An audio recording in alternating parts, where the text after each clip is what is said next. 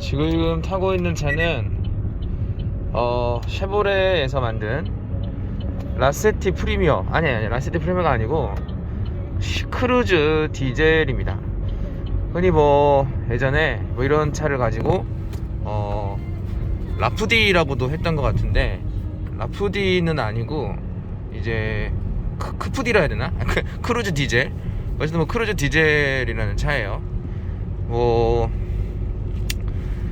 2000cc 디젤 엔진이 들어가 있기 때문에 이게 조금 자동차가 뭐라 해야 되나, 이게 차는 작은데 엔진의 힘은 좋다 보니까 아무래도 그 나가는 출력이나 힘 같은 게 좀 더 좋은 것 같다라는 생각이 들고요. 특히 장거리 운전하시는 분들이라고 한다면 이 차가 가벼운 편인 것 같아요, 엔진에 비해서. 또 아무래도 디젤 엔진이다 보니까 토크가 플랫하게 계속 나올 것 같습니다.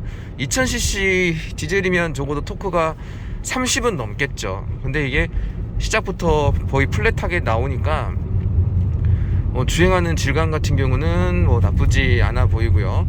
지금 뭐 트립을 살펴보지는 않았는데 연비도 지금 보면 꽤 괜찮을 것 같다는 생각이 듭니다. 연비도 뭐 이 정도면 나쁘지 않을 것 같다 생각이 들어요.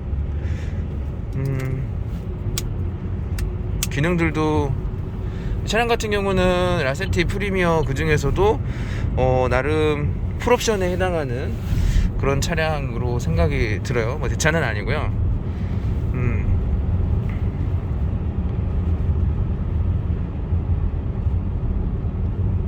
일단은 뭐 주행 질감은 나쁘지 않습니다. 탄탄한 것 같아요.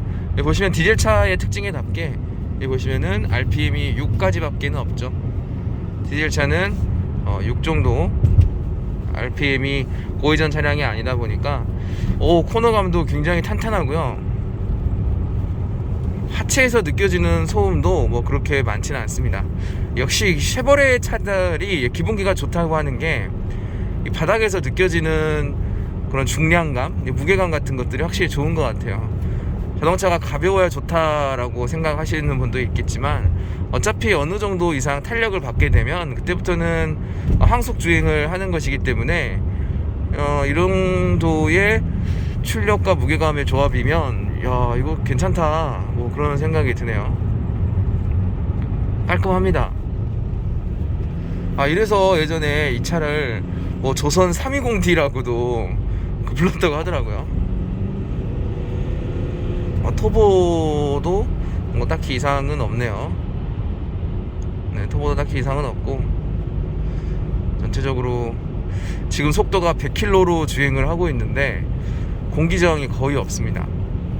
차고가 높게 되면 공기저항을 많이 받을 수밖에 없어서 차가 조금 안 나간다 뭐 이런 느낌이 드는데, 이 차량 같은 경우는 그런 게 전혀 없네요. 역시 이 디젤 세단이라는 것의 장점이 뭔지, 특히 장거리 다니시는 분들에게는 정말 중요한 내용인 것 같아요. 장거리 세단 디젤 차량인데 이 정도의 주행감을 나타낸다 라고 한다면 정말 좋은 것 같아요. 연비는 제가 이제 직접 측정을 해보지는 않았지만 장기적으로 차량을 탑승해 본 분의 말씀에 따르면 약 한 10에서 13 정도 고속 주행을 할 때 나온다고 하시네요. 연비는 뭐 가솔린 차량과 비교하면 조금 높거나 좀 비슷한 수준인 것 같습니다.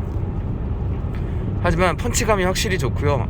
달리고 있는데 벌써 100km야? 라는 느낌이 들 정도로 차가 이 가속감이 굉장히 좋습니다.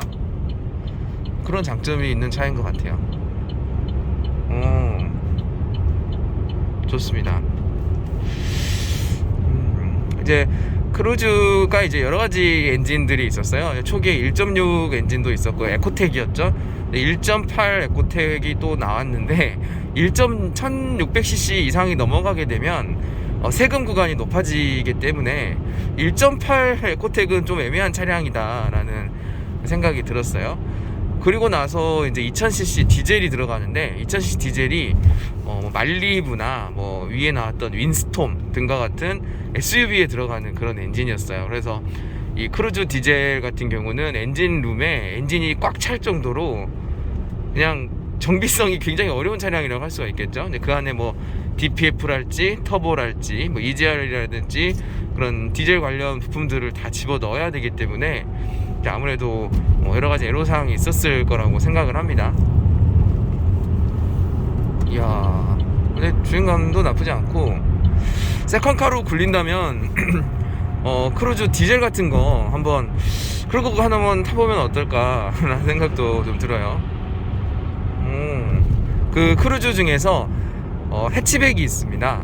크루즈 해치백이 있는데 뒤태가 정말 매력적인 그런 차가 있어요. 옛날에 그 라세티도 다이아몬드 해치백 같은 게 있었죠. 다이아몬드 같이 생겼던, 뒤에 다이아몬드라고 써있던 것 같은데 그 차량이 굉장히 예뻤던 걸로 기억을 하는데 이 차량도 꽤 괜찮은 주행감을 가지고 있어서 크루즈 해치백 같은 거 만약에 세컨카로 구입한다면 괜찮을 것 같아요. 이 차량은 제가 봤을 때 2000cc 디젤이 가장 매력이다 라고 할 수 있을 것 같습니다.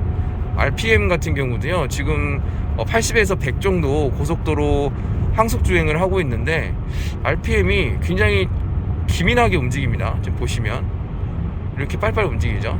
리스폰스가 좋다는 거죠.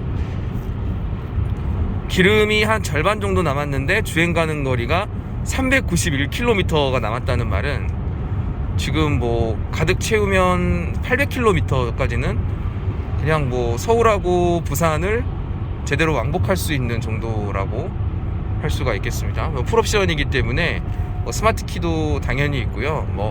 우적 감지 센서 같은 것도 다 있고. 근데 좀 아쉬운 부분이 있다고 한다면 수리비가 좀 많이 나온다고 합니다. 특히 엔진이나 미션은 악명 높기로 유명한 에코텍 미션이죠. 우리나라에서 처음에 이 라세티나 크루즈 차량의 에코텍 미션이 욕을 먹었던 이유는 세팅의 문제였던 것 같아요. 이제 아무래도 그 당시 차량, 이 에코텍 미션이 들어가는 그 해외 차량들의 배기량과 국내에 적용된 차량의 배기량 간의 차이가 좀 있었는데 그런 거를 신경 쓰지 않고 그냥 갖다 넣어서 발생한 문제지 않았나. 미션 자체는 사실 큰 문제는 없었는데 현지화하는 과정에서 조금 로직이라든가 소프트웨어를 좀 더 수정을 했으면 더 좋았겠다라는 그런 생각이 드는 건 사실입니다. 어찌됐든 미션이라든가 이런 것들을 수리를 하게 되면 현대 기아 차량에 비해서 비용이 2배 혹은 1.5배 정도 나가는 것 같아요. 특히 이런 디젤 세단 같은 경우는 차가 워낙 잘 나가고 또 급가속 급 점거를 많이 하는 차량이라고 한다면 브레이크 로터가 좀 많이 변형이 되는 문제가 있는 것 같아요. 그래서 이 차주분께서도 로터 쪽을 재생으로 이렇게 교체를 하셨다고 합니다. 그 외에는 장거리 차량으로서는 나쁘지 않은 느낌이 있고, 특히 도어 같은 경우도 굉장히 탄탄해요. 이 차를 타면은 죽지 않겠다 이런 생각이 좀 들 정도로 차 상태가 좀 좋은 것 같습니다. 악셀 반응이, 일단 악셀을 밟아보면 느낌이 좀 나거든요. 시트 같은 경우는 전형적인 쉐보레 시트의 특징을 가지고 있는데 나쁘지 않습니다. 요추를 받쳐주는 기능도 있고, 전체적으로 핸들이 일단 좀 작잖아요. 이렇게 핸들이 작아서 컴팩트하게 주행할 수 있는 느낌이 듭니다. 모하비만 타다가 이렇게 작은 소형 세단 타니까 뭔가 기분이 조금 묘한 것 같아요. 소음 같은 것도 전혀 느낄 수가 없습니다. 이 정도면 가솔린 차량과도 크게 다를 바가 없다라는 생각이 드는데, 이제 아무래도 또 차를 시내에서 타지 않기 때문에 장거리를 많이 타시는 분들이라면 역시 디젤이 가장 최고라고 생각이 들고요. 지금 운행을 꽤 많이 했는데도 열이 아직 안 올라오는 걸 보니까 이거 좀 더 살펴봐야 돼. 냉각수를 한번 점검을 해봐야 될 것 같네요. 서머스탯이 이게 열리는 게 맞는 건지. 원래 이렇게 세보레 차량은 열이 이렇게 늦게 오르는 건가요? 전체적으로 점검을 또 해봐야 되기 때문에 세차를 하면서 군데군데 디테일을 한번 살펴보도록 하겠습니다.